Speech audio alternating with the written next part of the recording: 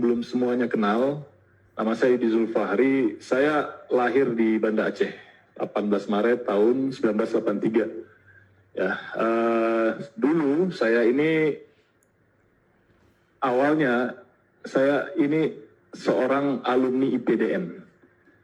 Tahu ya, IPDN yang mana otomatis alumni IPDN itu menjadi pegawai negeri sipil. Nah, saya sempat bekerja sudah di pemerintah Kota Banda Aceh. Ya, saya ketika di IPDN lalu bekerja di Banda Aceh itu tidak ada pernah terbayang, ya, tidak pernah terbayang kalau saya akan sampai di posisi pada hari ini, di titik ini gitu. Karena yang ada dalam pikiran saya lulus IPDN jadi pegawai negeri dan kemudian saya akan merintis karir dari situ. Gitu. Apalagi kalau lulusan IPDN itu sudah apa ya, sudah semacam rata-rata ya sudah akan menjadi pejabat publik nantinya. Itu yang ada dalam pikiran saya. Bagaimana menjadi birokrat yang sebaik-baiknya. Cuman itu, tidak pernah terfikir sampai di titik ini. Tapi kemudian ada sesuatu yang menghampiri saya, kalau kata Pak Direktur tadi, virus. Ya. Virus radikalisme itu mulai menjangkiti saya. Nah, ketika itu sudah hilang semua bayangan ketika saya di IPDN dan di PNS itu sudah mulai hilang. Tidak ada lagi sebuah visi atau misi untuk menjadi seorang birokrat atau menjadi seorang pejabat publik, tidak ada. Yang terjadi apa? Yang terjadi malah saya justru sangat membenci yang namanya negara Indonesia ini. Saya seorang pegawai negeri, lulusan IPDN, tapi saya justru sangat membenci negara ini. Bagi saya negara ini adalah musuh utama pada waktu itu. Setelah virus itu masuk ke dalam diri saya. Ya, negara ini menjadi musuh utama. Konsentrasi utama saya bagaimana saya melawan negara ini. Berubah total ketika virus itu masuk. Virus radikalisme, terorisme itu masuk. Berubah total. Saya masih bekerja pada waktu itu di PNS, tapi yang saya lakukan justru persiapan untuk bagaimana saya bisa melawan negara, bukan mengabdi kepada rakyat atau menjadi abdi negara. Persiapan melakukan pelatihan militer dan membentuk daerah basis militer pada waktu itu bersama rekan-rekan dari JI dan sebagainya. Sampai terjadi kasus pelatihan militer di Aceh. Itu bukan cuma sekedar pelatihan, tapi program pembentukan daerah basis militer. Jadi semua kelompok-kelompok yang pernah terlibat terorisme itu berkumpul ingin menjadikan Aceh pada waktu itu sebagai daerah basis militer. Jadi mau merubah pola pada waktu itu. Dari pengeboman kepada perang gerilya. Mau kembali lagi ke asalnya dulu.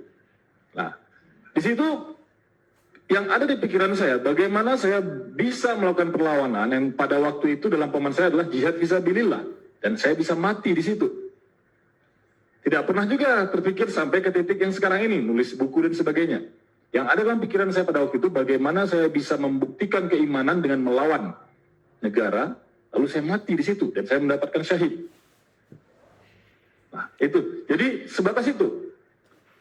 Dan ketika saya memutuskan ikut itu, cuma ada dua pilihan memang dalam pikiran saya. Kalau saya tidak mati, berarti saya tertangkap. Nah, qadarullah ternyata, Allah menakdirkan saya tertangkap waktu itu.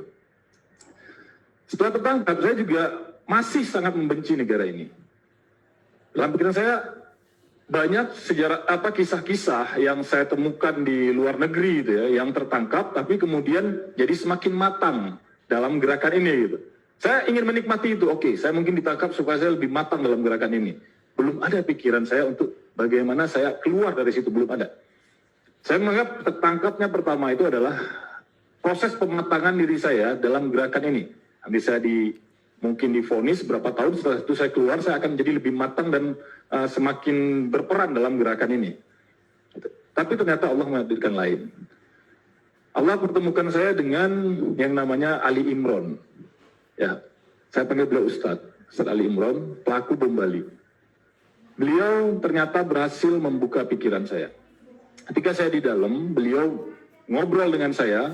Waktu itu Densus mempertemukan saya dengan Ali Imron. Ali Imron lalu mengajak saya bicara, membuka pikiran saya bahwa apa yang saya lakukan ini keliru, tapi bukan secara dalil, pakai logika saja. Pakai logika beliau sadarkan saya. Karena kalau waktu itu beliau kasih saya dalil-dalil pembanding, saya waktu itu akan menolak. Kenapa? Karena saya sudah tertutup dari berbagai macam referensi yang lain. Saya cuma punya satu referensi yang tadi disebutkan oleh Pak Direktur, dari Wahabisme. Saya akan menolak semua referensi di luar itu. Tapi Ali Imron berhasil membuka pikiran saya, sehingga saya mau menerima referensi lain. Gitu. Nah, kemudian mulai ketika saya terbuka pikirannya, saya mulai mencari referensi-referensi lain, mulai semakin hilang itu virus-virus itu. Mulai hilang dari semua yang disebutkan tadi, maulid yang awalnya saya anti, maulid, tahlilan, tawasul, segala macam. Saya semuanya anti, saya anggap itu semua kesesatan yang tingkat tinggi. Lama-lama itu mulai hilang dan saya bisa menerima itu. Bahkan saya tinggalkan total yang namanya faham Wahabi itu.